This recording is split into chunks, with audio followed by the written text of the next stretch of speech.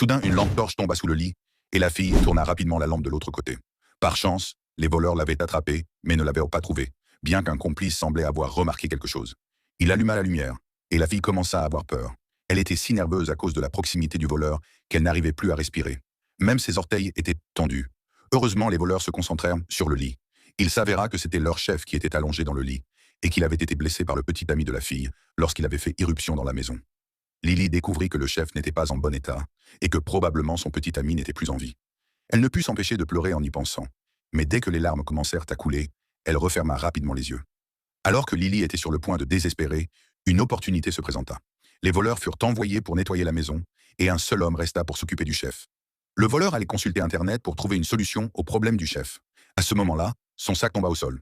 En regardant le téléphone portable qui se trouvait à l'intérieur du sac, Lily reprit espoir. Elle attrapa un bâton et se prépara à tirer le sac. L'instant d'après, l'homme regarda dans sa direction. Lily resta figée. Par chance, l'homme parlait au chef et ne fit pas attention à elle. Elle ne voulait pas perdre de temps, et tendit prudemment le bâton, s'approchant lentement du sac. Cependant, lorsqu'elle parvint à atteindre le sac, elle se rendit compte que le bâton était trop épais pour attraper la poignée du sac. Lily n'avait pas le choix, car elle ne pouvait pas abandonner. Voyant que son salut était proche, et observant que l'homme ne faisait pas attention, elle prit une décision audacieuse. Lily abaissa doucement le bâton, retint sa respiration, et poussa la moitié de son corps vers l'extérieur.